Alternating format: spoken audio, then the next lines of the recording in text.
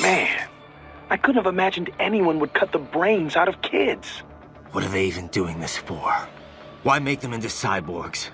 I don't know. They say child soldiers are both bolder and more obedient than adults, but... They are, on both counts. But the surgeries alone would cost a fortune, not to mention all the training. Yeah, I don't get it either. For now, you just look for the kids they haven't operated on yet. We come in too late on this, and things are gonna get a whole lot messier. You were talking earlier about runaways. Kids who could go back home if they wanted. Right. A lot of times they're fleeing problems at home. For a kid like that, life on the street's dangerous, sure, but maybe better than the abuse they got at home. They can go home if they feel like it, but they choose not to. That's a whole other level of tragedy. It's a pretty common case in Latin America, as opposed to Africa, where you've got a lot of war orphans. Kids like those sometimes get victimized by the people around them, even killed. Sometimes by the cops. That's what happened in Brazil in 1993. The Candelaria massacre. 8 kids were killed. How could families abuse their own kids? What's the trigger? I was wondering that too. I did some reading up on it. A lot of times the mother remarries, and her husband ends up abusing the kids she brought along. It's actually a pretty common story in first world countries too. The mother's too scared to do anything. She just wants her new man to love her. A lot of the abusers are addicted to drugs or alcohol too, leading to neglect. If their parents can't be bothered to feed them, kids are forced to hit the streets for food and money.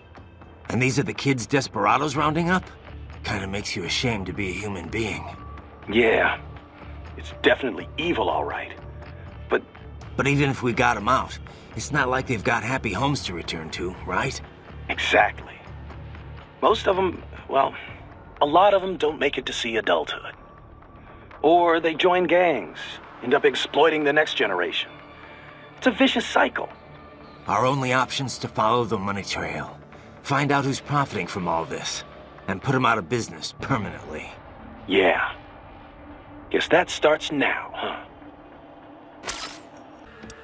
I can't believe they're extracting children's brains. Can't we do anything? I don't know. That's something I need to discuss with Doc. For now, I gotta worry about the kids they haven't operated on yet. As long as they're held hostage, no way am I gonna be able to get the brains out of here. Yeah, you better hurry. Oh, but maybe you should save first. All right. Be careful out there, okay? Have you located any tripods, Raiden? None around here. They may be clustered near a single spot. A maintenance area, perhaps. Have you checked there? I will now. So, how much do you know about how Desperados operated? I was at the lowest possible tier of information disclosure, beneath standard contractors. As it was explained to me, contractors need at least some information divulged to them. I did not. As a machine, I had no contract and no rights. I was kept in the dark. My knowledge is no deeper than what is already generally known throughout the industry. Couldn't you hack into their network or something? You're an AI. Perhaps, if I had free access to a computer. Also, hands. Those are necessary to operate a keyboard. Yeah, but you are a computer. It is not so simple. There are protocol issues. Neuro-AIs are far closer in structure to the human brain than standard von Neumann architecture computers. Well, I would have tried anyway. Did you have contact with anyone besides Mistral? I engaged in tandem field operations with Sam on several occasions. However, he was even more difficult for me to comprehend than Mistral. I bet. So you said it took 3 years to learn how to speak, right? Given enough time, could any AI be taught that too? I cannot assert that. A neuro-AI is only capable of learning new things, not growing and replenishing its own cells. Thus, each neuro-AI is equipped with a predetermined capacity that cannot be altered. My AI contains 90 billion neurons, more than a human being. A normal LQ-84 model possesses only 1.6 billion. That's a big difference. Relatively, yes. I doubt any amount of learning period would enable an LQ-84 to speak. It would be similar to attempting to teach a dog how to converse. A combination of appropriate instruction and an ample neuron count are required to accomplish the feat. So if someone else made a neuro-AI with the same capacity or more... Other AIs as conversant as I are a possibility, yes. Robotic pets with neuro-AIs are already on the market. And I understand research and development are underway to create a model capable of conversation. Do not be surprised if such a pet becomes available before too long. If that becomes commonplace, hard to imagine. Is it?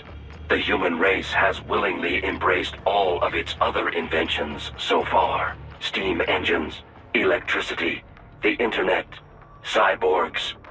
Perhaps the day will come when conversing with AIs, too, is considered perfectly normal. Maybe. As normal as being a cyborg is now, at least. The most significant challenge would be in crafting the appropriate training regimen. The only way to establish an effective learning system is through sheer trial and error. And it will take even more time to virtualize and optimize that system for mass production. One could say my own existence is due in no small part to simple luck. Of course, I was a failure as a weapon as well. Failure or not, you're better off than an AI that knows nothing but how to fight. I am pleased to hear you say that.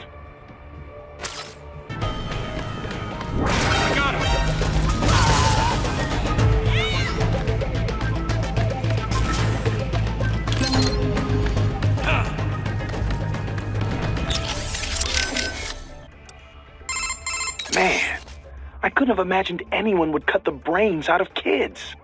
What are they even doing this for? Why make them into cyborgs?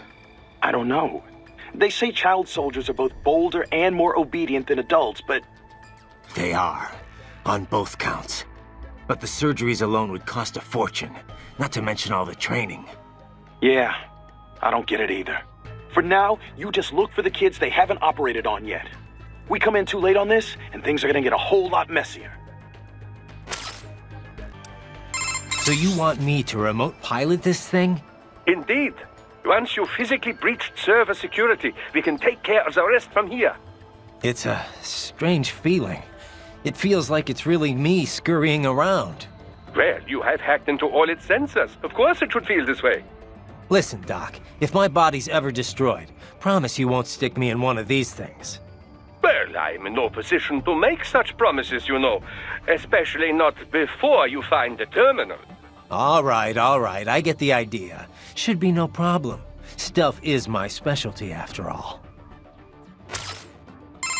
Doc, the tripods Mistral had, they could leach electrolytes from my fuel cells, right? Can I do the same with the cyborgs here? But why would you want to do this, Raiden? Too much energy and you would most certainly explode. Oh, right. I guess there's that. It took quite an effort to hack into our little friend there, you know. I would take good care of him. So, autonomous gears against remote gears? Which one do you think's got the advantage? Well, you cannot make a valid comparison between the two so easily, you know. You must take the relative specs of the models into account, the skills of the operator, and so forth. I suppose so. All things considered, remote gears do indeed hold the advantage, in most cases at least. And I get the feeling you're gonna tell me why. This type of remote weapon can be traced back to Germany, you know. World War II. The Wehrmacht employed a remote-controlled mine called Goliath, with tank-like treads on either side. The operator could send it over 600 meters into enemy territory before detonating its payload. Germans certainly did have a knack for weird new weapons back then. If I may continue. Now, UAVs, unmanned aerial vehicles, began to proliferate in the 90s. They were equipped with cameras, enabling the operator with a much greater degree of control. But it took 20 more years before autonomous craft would gain wide acceptance. Makes sense. The AI wasn't good enough until just recently, right? Correct. Target location and course correction were not a problem, of course. GPS solved all that. But target selection or base defense, these types of objectives require extremely complex AI routines. It was only with the advent of optical neuro-AI that such a thing became possible. Neuro-AI was developed using a completely new paradigm in computer architecture, you know. Not the von Neumann model, which served as a standard up till that point. Neuro-AI was modeled after the human brain.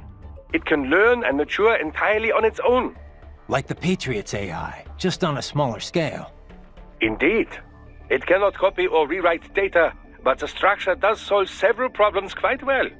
The frame and symbol grounding problems, to be exact. It gives the AI flexibility within unknown states. But such a system still lags behind the average human in speedy decision-making. Also, as they cannot converse, they cannot demand or accept surrender, or avoid such unnecessary conflict. And as you know, such tactics are often the most effective strategy for victory. So yes, the fact that they do not require a human soldier as a pilot is an advantage, purely in terms of resources. But in a hypothetical battle between two identical UGs, the remote gear tops the autonomous model, no question. Got it. I'll keep that in mind. Of course, even the remote gears have some AI these days to handle balance and other minor details. So, the line between remote and autonomous UGs grows less and less distinct every day. Try latching onto cyborgs' heads from behind. Then, an electric shock should knock them unconscious.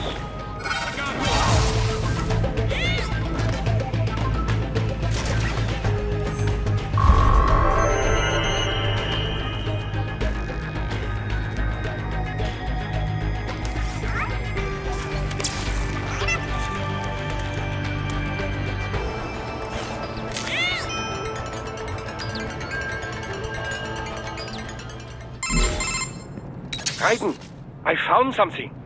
In one of the Sentry Cyborg's visual logs. Guess who shows up? Patch it through. Right away.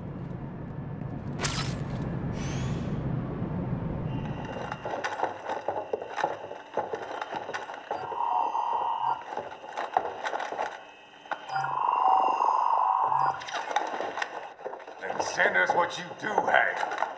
You've already commenced the outplanning. The Sears program? Yep. Same one old Georgie boy used on the kids in Liberia. Of course, it's wired straight to the brain now. Feels as real as anything else. Your work is astonishing. And your work is late. We need this shit before our cover is blown.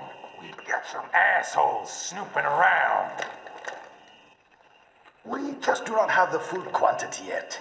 Each brain has its own unique requirements. It's not like we can just pop them out with an ice cream scoop. All right. You've made your point. Oh, thank you for understanding. Send what you have now. I'll destroy any unharvested inventory. Okay? But have you any idea what they cost? Last I checked, children weren't exactly rare in this part of the world. Millions of them, in fact. You can get more once we set up a new lab. They lead lives of hunger and pain. We're performing a service here. For them and the cities they burden. But just gathering the donors required a significant investment. Yes, you'll get the money. Accounting will be in touch. Gracias. I assure you we will dispose of our inventory the instant we can confirm payment. Are we done here? I've got a full slate today. Tecumseh is a demanding mistress, and America has suffered long enough. Oh, yes, sir. Thank you, sir. Let me see you out.